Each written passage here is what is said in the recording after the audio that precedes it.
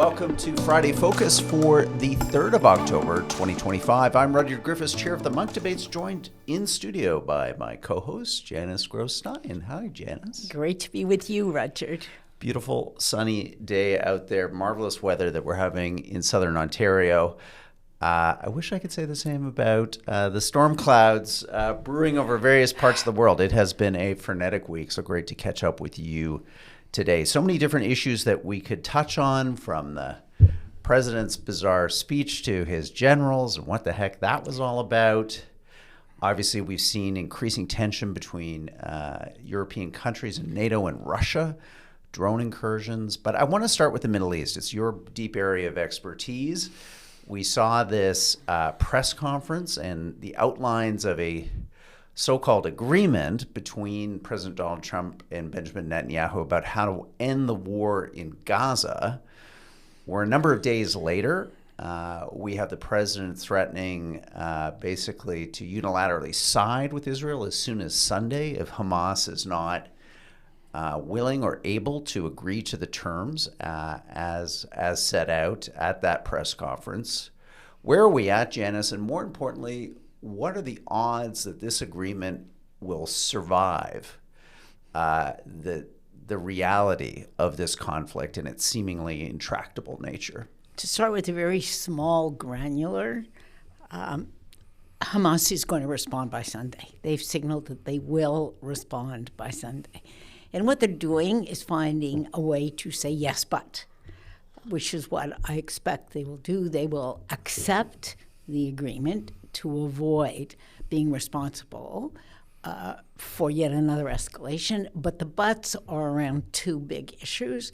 What's the schedule for the RDF withdrawal? Because it's left entirely vague. And it also allows the Israel Defense Forces to have a buffer zone, which is about 1 kilometer deep into Gaza, which is something that Hamas adamantly objects to. And the second issue really is, what's the timeline for progress towards a Palestinian state, which is left really vague. Would you add a third to that, though? I don't know. I mean, again, there's so many different reports, but it seems to be that Hamas is indicating that disarmament, unilateral disarmament, is also an issue of contention, and that they are not willing at this point to do what the agreement demands, which is to lay down and decommission all of their arms and effectively renounce violence and renounce their future as a military force in the territory. You're right that they're making a distinction, so we hear, and we'll only know, between offensive and defensive weapons. They've agreed to give up their offensive weapons, whatever that means. Rockets, I guess? Yes, but... Machine guns, no. Well, that's what I was going to say, whatever this means. No. Is it an assault rifle? A defensive or an offensive weapon is a gun in a holster, a defensive weapon, whereas an assault rifle is an offensive weapon. We're going to get into that. But again, what we also know, and this is really unusual, Rudyard, that Qatar, Turkey, and Egypt are all exerting maximum pressure on Hamas. But also reports today, Janice, that Qatar and Egypt are not happy at how Benjamin Netanyahu came in at the 11th hour and extracted a series of very significant changes to the points which were discussed by the president with Arab leaders at the sidelines of the United Nations General Assembly. And again, if you believe news reports today, Qatar and Egypt are back at the U.S. administration saying, no, we want to inveigle our way in here to, in a sense, get the last word. We know how this president is influenced by the last person he spoke to, precisely to deal with some issues that not just Hamas seems to have with this agreement, but that Qatar and Egypt themselves, two critical countries here, one obviously a signatory with Israel in terms of mutual recognition and a kind of very important bilateral relationship for Israel. Another, obviously, Qatar in this favored position and status with Donald Trump, thanks in no part to the $500 million airplane that was gifted to the Trump Foundation. I would insert Trump family, and all the extensive, frankly, corruption that the Trump administration has engaged in around the regime in Qatar and the extent to which they bought their way into this presidency in an unparalleled fashion, unheard of in American diplomacy or the annals of presidential history. So you're right that you're right about two things, right? You're absolutely right that Netanyahu negotiated very hard with Donald Trump before that press announcement last week and changed. And what changed were exactly what I mentioned. The timing of the withdrawal and the scope of progress. The provisions for a Palestinian state, there may be, if conditions allow, is the language of Palestinian state. Hard to think of anything weaker than that. So those were the two that were changed. And you're also right that they're pushing back. And Donald Trump really wants this. He really wants this. So it's not inconceivable that we're going to see, even before Sunday, back and forth now. Qatar's relationship with the United States and there's no question that they are major investors in the Trump crypto business and the Trump family crypto business, among other things. But this relationship goes back before Trump with the United States. They were critical mediators on Afghanistan during the Biden administration, where there weren't these kinds of financial deals. Qatar was and is a crucial mediator in this part of the world. It's kind of the Switzerland, although no Swiss government would do what the Switzerland that exports terrorism and funds groups like Hamas that engage in pogroms against their neighbors. But I don't think that's entirely fair either, again, because Benjamin Netanyahu authorized millions of dollars worth of shekels to go to Hamas through Qatar. So it's a grayer picture, and there's no question about it. It went through Mossad to Qatar for 4 or 5 years under Benjamin Netanyahu, and not during the Trump presidency either, during the Biden administration. Look, this is a whole other debate, but Qatar funds banned terrorist groups, not just in Gaza, but throughout the Western world. Governments in the West have banned charities, in air quotes, that Hamas funds. But there's nothing to say that's Qatari money. We know. I mean, Jess, again, let's not have this debate. Let's have another debate. We know there's a ton of Qatari money flowing into North America, flowing into universities, flowing into so-called Islamic charities who themselves, some of them are banned by the United States government or banned by the Canadian government because they are seen as threats to national security, yet they are beneficiaries of Qatari funding. We know that the Qataris are the primary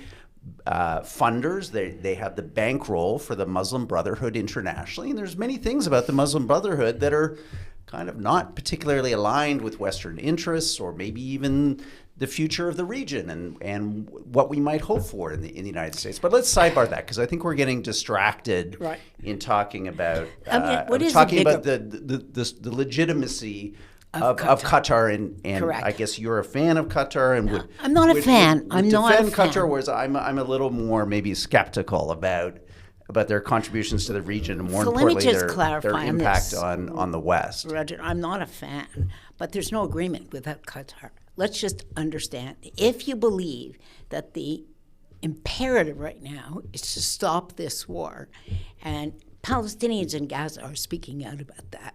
They are finally speaking out openly and saying it doesn't matter what Hamas wants, we want this war stopped. The Israelis are speaking out about this. 75% of Israelis, again, not only hostage families, but huge demonstrations in Israel. So if you actually look at the publics in both in Gaza and in Israel, there is overwhelming support to stop this war.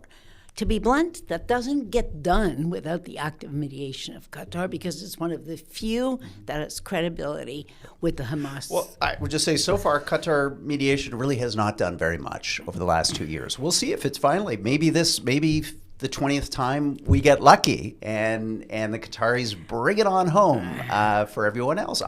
We'll see. I think you can see some real tension here between what Hamas is being asked and let's hope they lay down their arms. Let's hope they agree to a future of demilitarization. But it's kind of clear, the words out of the President Trump that he is not willing to brook any negotiation. It might be quite possible that come Monday, you and I will be having a conversation about how Donald Trump has let the IDF off the leash and given them unilateral carte blanche to disassemble Gaza City. And I guess we'll hope again that Qatari negotiation and facilitation at some point in the future will miraculously step forward and bring this conclusion, this conflict to conclusion. We've been waiting on that now from the Qataris for an awfully long time. And frankly, I would say they haven't delivered. Well, versus everything we've given them. Yeah, there have been 2 ceasefires, okay, first of all, in which the vast bulk of the hostages came home. That's not nothing, first of all, and that was delivered by Qatar. But the issue is... Egypt played a role in that. Yes, I think yes, the United States it's a played a team. role. I think the government of Israel played a role in that. Of course, but they are the ones who have the relationship, for better or for worse, and can communicate with Hamas. Egypt does too, by the way. Egypt is really, really important in that relationship. And at the times when Qatar has absolutely fumbled and stumbled, because Egypt has stepped up. What makes this time different? Okay, let's just think about it this way, Rudyard. There was something which Macron, another man who tends to speak with, flourishing rhetoric, but the capacity to deliver is not always there. But he did convene a process with Saudi Arabia, which produced the New York Declaration, which was unambiguous. And it was unambiguous, and that was the whole Arab world. And it was beyond, and this process is beyond too. It's Turkey, it's Pakistan, and they're saying to Hamas, you must disarm, and you cannot be part of the future. All the rest, in a sense, is detailed. Either Hamas can accept that, and the war stops, or Hamas will not accept that against the overwhelming wishes of the Palestinian people, and the war will continue. That's fact number 1. Fact number 2 to Israel, he must withdraw, or there's no deal. And if that got changed, which it did at the last minute, that has to change too. And I'm really focused on the ceasefire part, because the stuff that's 10 years out, we'll probably be talking about 20 or 30 years from now, frankly. But stopping this war is the imperative right now. Mm-hmm. So what do you think? Where will we be at a week from now?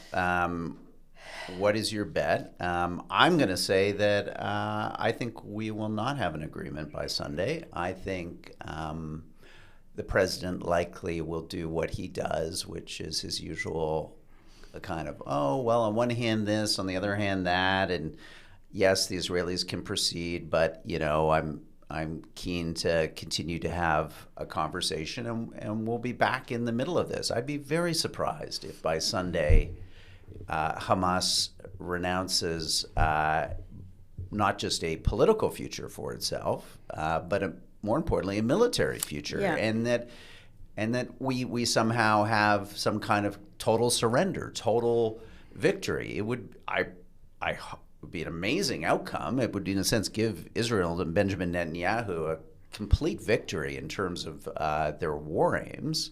And I think that's precisely the reason, probably, unfortunately, why Hamas will not give this to the president in terms of conceding to these critical points that we've reviewed. And I almost wonder if the seeds of Sunday's disappointment weren't planted in that hotel room in New York last weekend when Benjamin Netanyahu met with Steve Witkoff and Jared Kushner, the president's son-in-law, to iron out the final terms in a way that was so favorable.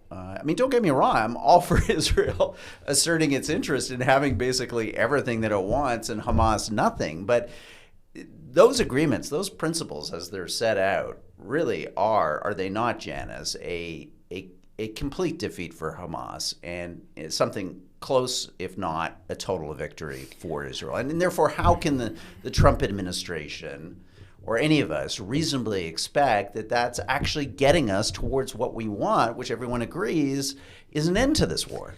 You're right that the agreement is tilted. Why? Stacked, Yes, I think is the word. yes, and more so after the meeting that Netanyahu had with Trump before the announcement. And there is a big risk in international negotiation, Roger. We call it overshooting, where you go so far beyond that you make it impossible for the other side to accept, and that's clearly a risk here. But something fundamental has changed.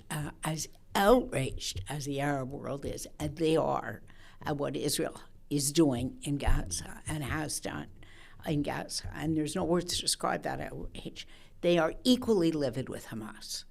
And if you think about Hamas's option, where are they going to be resupplied from? Yes, there's a black market, but Turkey, Qatar, Egypt have all now said to them, you have to go and you have to disarm. Their future is pretty, and the population in Gaza is saying to them, they are held equally responsible for this war, which is something that is not reflected in Western public opinion. Relatively recent polling shows that in the West Bank, is Hamas different. outpolls the PA. They don't have a majority, but they outpoll them. And interestingly, inside Gaza, again, this is imperfect polling in a war zone, but they still enjoy something close to majority support in terms of the effort to resist the occupation, the extent to which they are seen as the kind of fighting force, the counterweight to, I guess, what many Palestinians in Gaza fear now, which is destruction and death at the hands of a large-scale IDF incursion into their most populated areas, Gaza City, and the threat hanging over all of this that the president, surfaced in the spring with his Gaza on the Riviera vision of expulsion of the force. Yeah, but that's off the table. It's off the table, but nonetheless, these were things that were said. These were things that played into Hamas's case that this is indeed an existential struggle. So I don't know. I worry that the Trump administration, like everything that it does, has the attention span of a gnat. It jumps from one bright, shiny object to another. It has a complete inability to either reconcile its past positions with its current positions, an inability to think about legitimately what is some kind of middle ground or some point where opposing views deeply entrenched can be brought to conciliation. And I think we may see this weekend, unfortunately, the effects of last week's over-indexing, frankly, to the particular political needs of Benjamin Netanyahu, his government, his coalition, and I guess a kind of bias on the part of the Trump administration and this president towards that Israeli right-wing perspective and view, as opposed to doing what, let's say, the Biden, here for the first time in a while, I'm defending the Biden administration, as opposed to what the Biden administration did on repeated occasions, maybe not always in the right way or to the right outcome, but put real pressure on Benjamin Netanyahu through the threat of the withdrawal of military support. President Trump could have done much more last week and last weekend to have pulled Bibi back from these overarching demands that were finalized in the points in the agreement, which just make it so difficult for Hamas and, frankly, for the Arab street in places like Egypt, where probably they're not entirely unhappy that there is going to be an attempt to relitigate this agreement right now, as you and I are discussing, because these regimes, these authoritarian regimes in the Middle East are kind of paying their own price if it looks like Israel extracts complete victory from this situation. I agree with you, Roger. The agreement is going to be relitigated. I don't think that the leash will be off on Sunday night. I think everybody involved, Qatar, Egypt, the United States, is going to give this one more go, even though he said 4 days. But because, one more go after how many other previous goes? But look what's in front of us if the other go fails. And I think it's important when you talk about. But I think all the players will just think there's another go. Well, there's another go in 2 weeks or 4 weeks or 6 weeks. That's the problem that we're in. Yeah, of course that's the problem. But look at, in fact, when you talk about there's a better deal. If I just wait, if I just drag this out. Yeah, of course, that's built into this. But when you talk about polling in Gaza, it depends very much on the question you ask. So the question you cited was, are you in favor of resisting Israel? And do you support Hamas's resistance? Yes. The next question is, do you want this war stopped now? Mm-hmm. Overwhelming. 85% of Palestinians in Gaza want this war stopped now. And Hamas is hearing this. We didn't talk about the other thing that Hamas is getting here, which was Yahya Sinwar's primary objective on October the 7th, because we're coming up to October the 7th in a few days. What did he want? He wanted more than anything else to free the brothers he left in jail when he was released. And those are the people who were given life sentences for being involved in criminal cases, capital criminal cases. Sinwar himself was once one of those people. That was his goal. That's in this deal. It was never in this deal before. And that, believe it or not, is a really tough one for the Israeli public to swallow. So there are some core demands that Hamas goes down in history as, in a sense, the group that freed their brothers from Israeli prisons. In Palestinian history, that's, again, not nothing. So it comes down to their calculation. If we leave now and we disarm, is there a route back in? That's really the decision that Hamas will have to make, because they've lost the support for continuing the fighting now. On that question, the public in Gaza is absolutely unambiguous. And they say, they use language like, Hamas doesn't care about us. We're the ones. They don't. We're the ones that are suffering. Right. We're the ones that are dying. Right. We're the ones that are repeatedly displaced. Hamas can stop this. That's the language that's coming out of Gaza. The Waffen SS did not care about Germany in the final days of 1945. The Imperial Army of Japan did not care about the Japanese people. Yeah. I just think we have to be realistic about who Hamas is and they're kind of apocalyptic. But there's a limited shelf life, right? Again. But there may be many people there that are willing to simply to fight to the death. That Whose martyrdom, death? Whose death? Their death, martyrdom. I don't know. Often we've implied somehow that there's rational agency on the part of Hamas as an interlocutor, and I think in many steps along the way here, they've shown us. In fact, maybe they aren't rational agent actors. Maybe they are what they say they are, which are fanatical. A fanatical death cult, interested in not only killing and the murdering of Jews and Palestinians, but ultimately putting themselves forward as, again, martyrs to a cause, to a set of deeply dark and twisted ideals that inform a movement that isn't subject to kind of rational analysis. We'll see. Just to wrap this up, though, Sunday is coming up. What's your bet? Are we, as of Monday, into a post-conflict phase for Gaza? No. I think this will go on for a few more days after that because the stakes are too high. So Trump will punt? There'll be some changes. Netanyahu will fume, but the pressure coming from the Israeli public now, it's 75% of the population want this over now, and there's huge emphasis on the hostages, huge. And the only chance, really, that those 20 live hostages have to come home is if they come home in the near future. And Hamas has said so, by the way. They have said that if there is a major assault on Gaza, the first ones to die will be the hostages. Mm-hmm. That is the Israeli military is opposed to this. One of the things we haven't talked about, Rudyard, the fighting has gone way down in Gaza City since last Monday. The pace has slowed, the number of casualties much less. The Israeli army is voting with its feet now. It does not want to do this. Mm-hmm. The Prime Minister knows. Well, we will see. Hopefully, peace can find. No, I don't think it's peace. A way. Let me be clear. I don't think it's peace. I think nobody is going to pull the plug on this by Sunday. Let's pull the plug on the first half of the show and thank our complimentary listeners and viewers for tuning in. If you want to access the rest of Janice and my conversation, please join us as a Monk supporter. You can do that for as little as 50 cents a week. It's the best deal in town. You get all of our podcasts at full length. Other membership levels allow you to access our archive of 15 years of debate, conversation, and ideas. Do that right now at www.monkdebates.com.